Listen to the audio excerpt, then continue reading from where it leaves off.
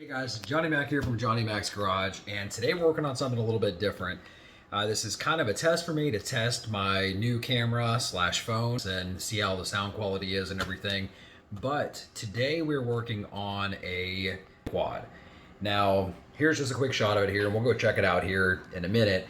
But I've been chasing what I've found to be online, the issue that plagues these quads, which is a intermittent stalling issue and poor starting, hard starting, and stalling after start, as well as stalling when just normally riding, and even some stalling due to voltage drops from, like, say, pressing the four-wheel drive activation or something like that. So I've tried literally, I don't know, 15 things to try to source this down, and I've probably wasted almost 200 bucks, I'm gonna say, chasing this until I finally nailed it down. So I wanted to run through real quick about what the quad was doing, what I tried that did not help me at all, and hopefully help some of you guys that have these quads, which should pretty much apply to any 700 or 750 King quad, probably up until they went to, we'll say a dual spark plug. I think was like a 15 or 16 model, something to that effect. But real quick, first thing I did is probably with buying any used quad, I threw a uni air filter in it and bought a brand new NGK plug. Actually bought two different plugs, two different heat ranges. I just figured, hey, you know, it runs good, but it doesn't run great. Let me throw a new plug and filter in it, and probably just the smart thing to do. First couple things I did.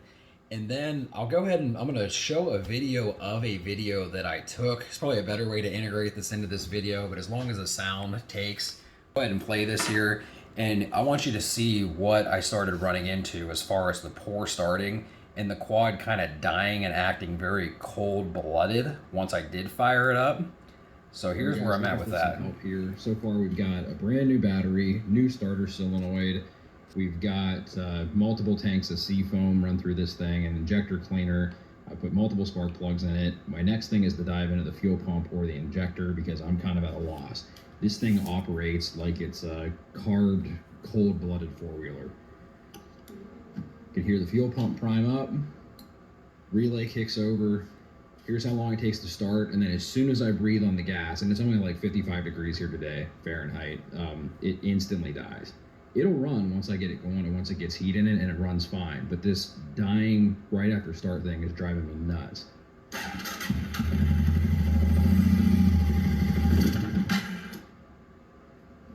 Thing operates like a cold-blooded carbureted four-wheeler.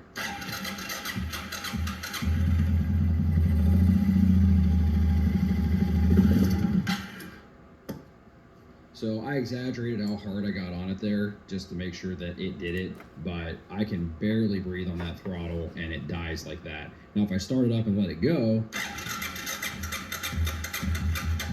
it's actually starting harder now than it normally does.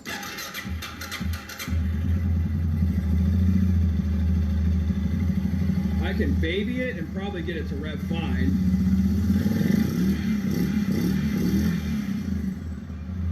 And if I let it go and warm it up a little bit, the thing runs great, but that's driving me absolutely nuts.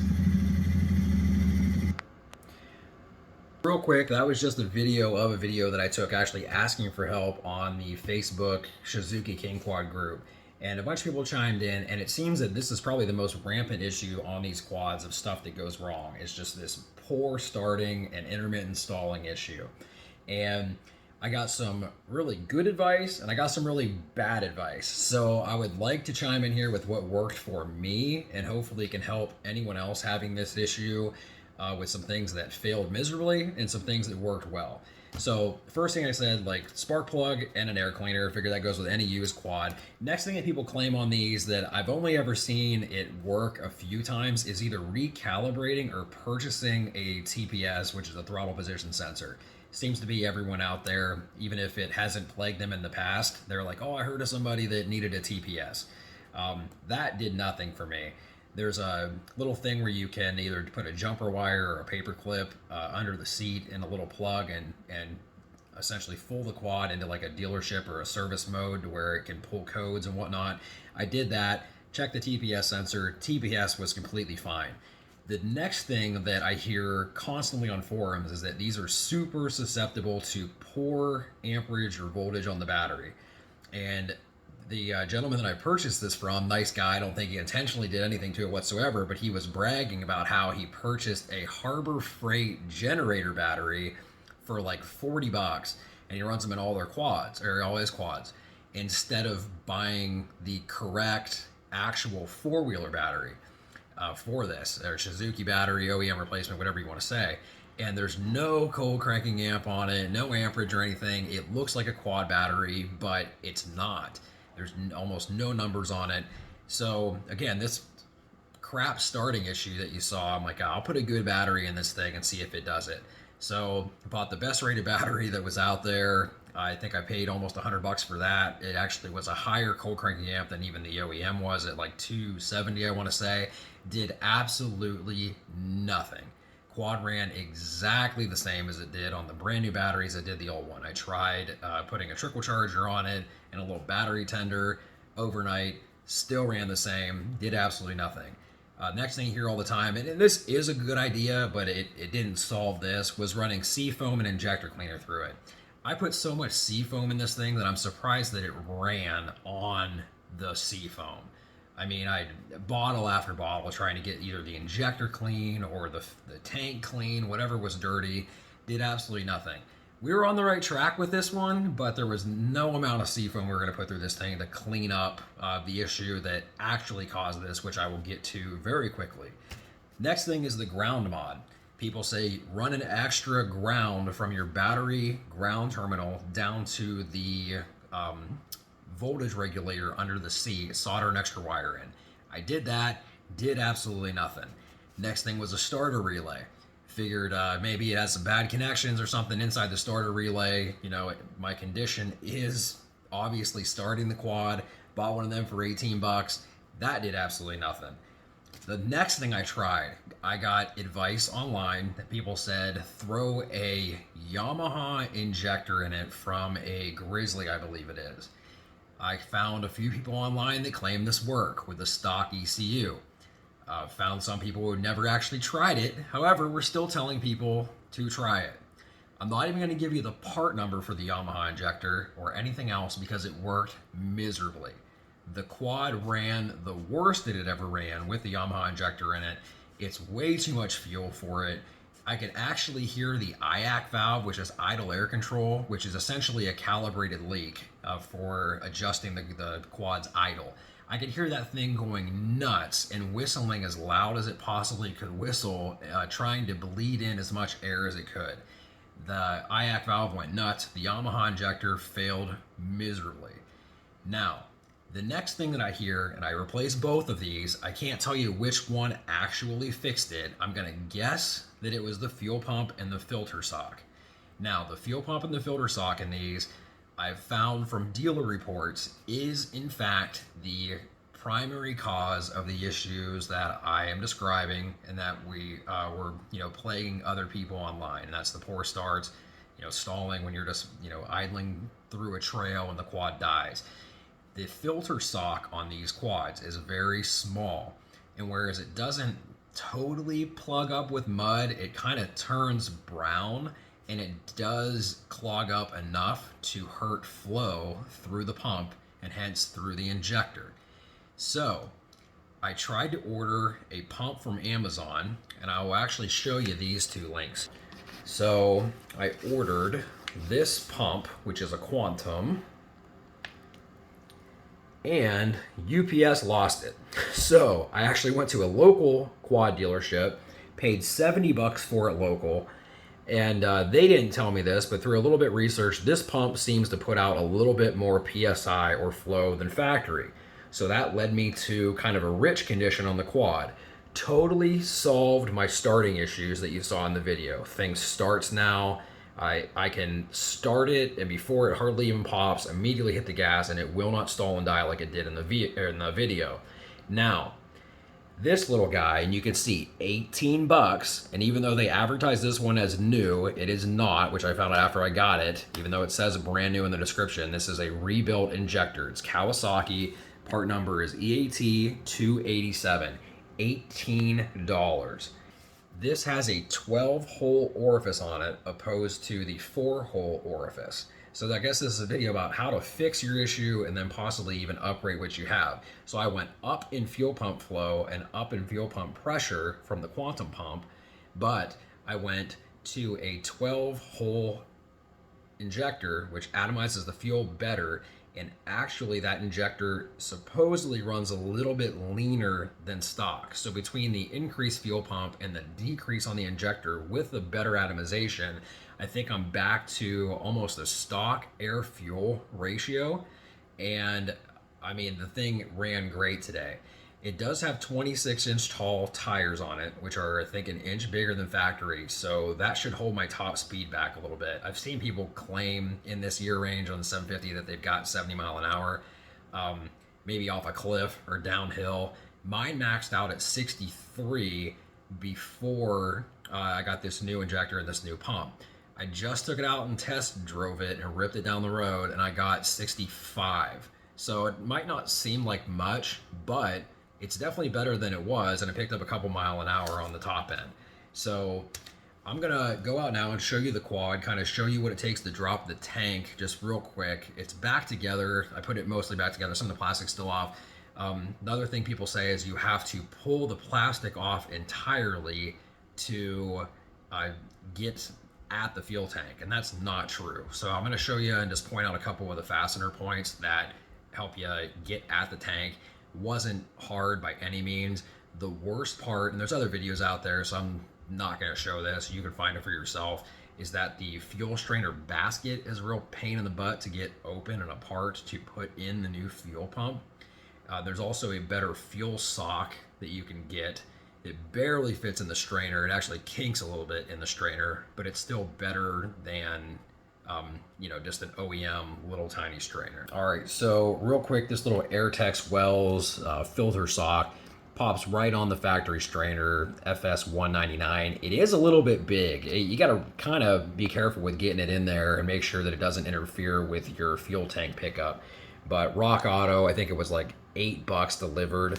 Pretty good deal. Just wanted to show that off before we pop out to the garage. All right, so out in the garage here real quick, and you can see I've got other projects going on, which is what I'm normally doing around here.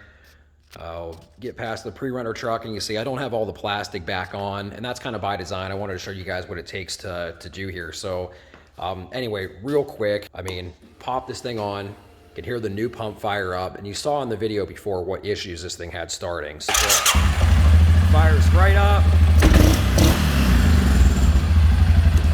No issues whatsoever. So I'm gonna show you guys real quick without actually doing it, how not to be afraid of this. You don't have to rip the back plastic off entirely, which is what some people claim. So some guys will say, oh, the first thing you gotta do is disconnect the battery, which is true. You do have to pull these off, but they'll then tell you to pull off all of your electrical connections and feed them down through the holes in this because you gotta pull the plastic off entirely. That's BS. You do have to get off enough plastic to be able to at least flex your ears out here and get the air box up and out. There's 3 attachment points on the air box. You got 1, 2, and then 3. There's one up here under this flat buried. Got to pull this out. You can get the air box up and out. There's a intake temp sensor up in here. Your IAC valve is on a tab up in here. You got to be careful with it. And then there's a crankcase vent that runs to the bottom. That's not hard to get the air box up and out of here. Clean it out while you've got it out. That's not bad. Then we get down in here. So up in there, you can see where my injector wires are running.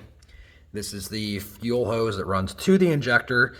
You got 1 Phillips screw up in there to loosen up the air box and the hose clamp that holds it on. Then you're kind of free. I will recommend the screws that hold the injector on, replace those with some 10mm bolts instead of Phillips head screws, and that way you can just take the air box loose, and you can then take those injector screws loose, with just getting a ratchet in there instead of having to get a big old long screwdriver and Phillips screws. That's kind of a poor design on their part, but we improved upon that. So it's real easy to pop the injector out and put the new one in if you decide to do a new injector. And then back to here real quick. Now, this box is only held on by 2 points, which this I put on, but there's a screw here to start with. Then you got 1 bolt here. You got to take your racks off, which on both sides you got 2 back here and then 1 up here. So the rack will pop off. This guy comes loose. Then you've got this dust cover here, which can come loose via, you got a push popper up in here. You got another one down here. And there is a third one back in here right above the shock. So with that, this whole cover comes off. And that exposes the fuel tank underneath here. Then you'll pop back up top, take off your fuel cap. Be careful not to get any dirt or anything in here.